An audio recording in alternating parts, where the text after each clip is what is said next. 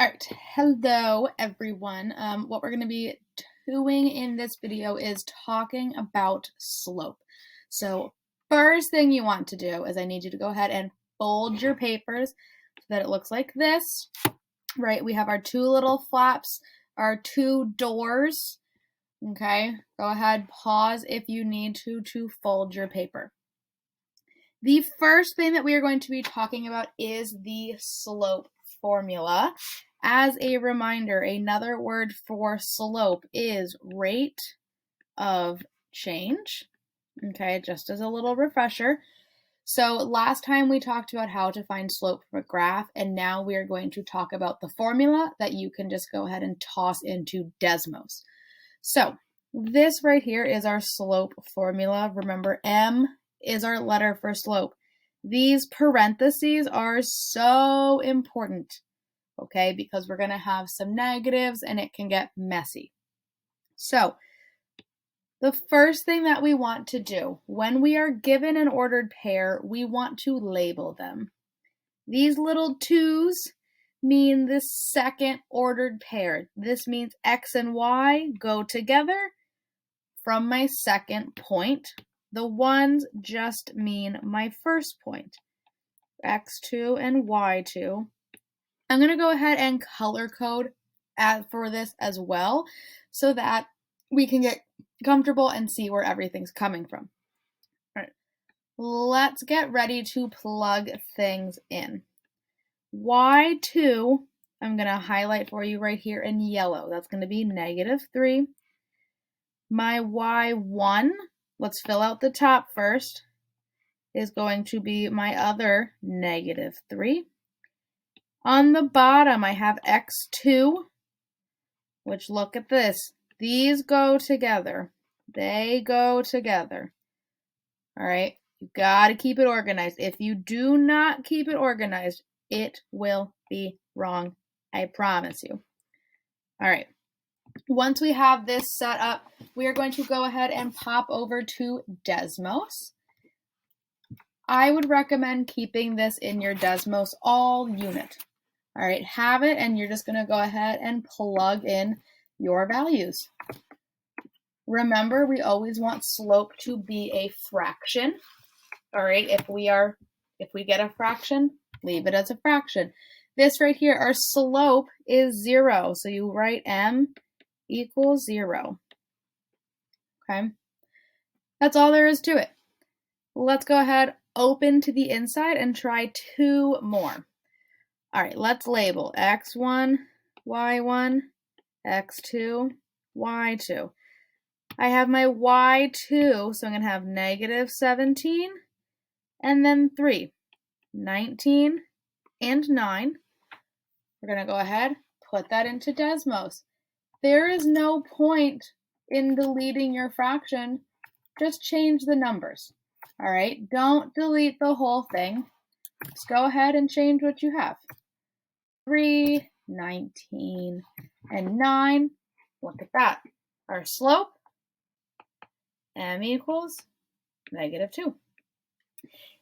Even though you are doing this in Desmos, it is so important that you write this part down so that on the test, quiz, whatever it may be, I can see what you're plugging in. And if you switched a number, if you switched X and Y, I want to see that. So you have to include this on your paper. All right, let's do another one real quick. All right, I'm going to show you a trick. Even if you label them backwards, oops, that should be a Y1, it is still going to work as long as you keep the point together. So that is this first ordered pair. As long as they stack up together, this will work. So if you have a real preference of how you want to write it, by all means, do what you want to do. All right, just keep it organized and I'm happy. Oops, there we go. All right, another one. M equals 0. All right, we're going to go ahead You are going to do these two examples on your own, so go ahead, pause the video, and when you come back, I'll have them worked out. All right, welcome back. I realized when I went to go do those, I actually had a typo. Your paper is okay. I had the typo. These were the ordered pairs that you should see on your paper. When we go ahead and plug these in, we get a slope that is undefined. All right, because on the bottom, we have 3 minus 3, which would give me 0. You can never, ever, ever, ever, ever divide by 0. So that is why it is undefined. If you have the exact same number in the bottom, it is going to be undefined. If you have the same number on the top, that is when it is 0. All right, so hopefully we are feeling okay about slope from a formula. All right, next thing we're going to move on to, you're going to go back to the outside, and we are going to look at some equations. So we are going to work on rewriting our equations. Standard form is going to look like this. AX plus BY equals C. And I know that looks gross, but we're going to work with it. This is just saying you have an X and a Y on the same side, and then some number over here. All right. Slope-intercept form is something that you guys are very familiar with. That is when it is Y equals MX plus B. So what we are focusing right now on is going from standard form to slope-intercept form. So take a look at this example that we have on the front. You are always going to be solving for y. So go ahead, highlight, circle, however you want to make that stick out. We want to solve for y. So the first thing we need to move is this 4x. Since this is a positive 4x, we are going to subtract 4x from both sides. 4 minus 4 is 0. So I'm left with 8y equals negative 16 and negative 4x are not friends, so do not put them together. Okay? The last step in getting rid of, or getting y by itself, is to get rid of that 8. They're touching, which means multiplication, so we're going to go ahead and divide by 8. That goes away. This is where things get a little funky. We don't want to leave this like this. We are going to make two little groups. We're going to have negative 4 divided by 8. That's the first thing we're dividing. And then my other piece is this negative 16 divided by the 8. So you're going to have two parts to your fraction. This is when we're going to pop over to Desmos to see how things simplify. Go ahead. Negative 4 divided by 8. Always keep it a fraction. That is going to simplify to negative 1/2. Bring the x along. Then I have negative 16 divided by 8 is a negative 2. Come back. Bring down our y equals from the beginning. What we want to know from these examples is what is my slope. So we always know our slope is attached to the x. So if we look right here, what's attached to my x? Negative 1/2.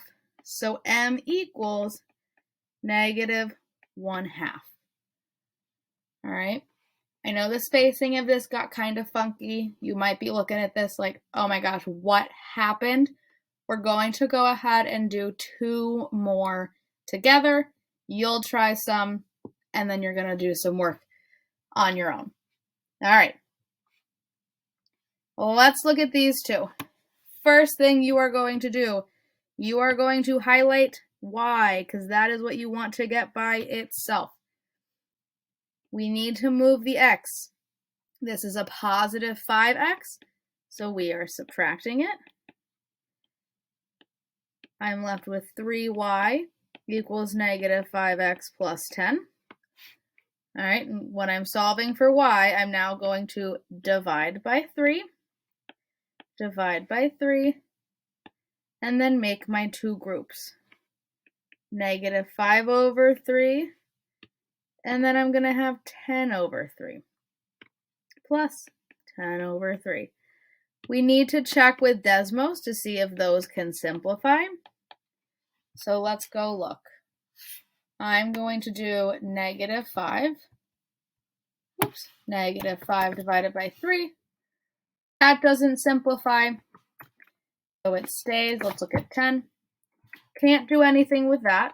So my final equation is going to look like this.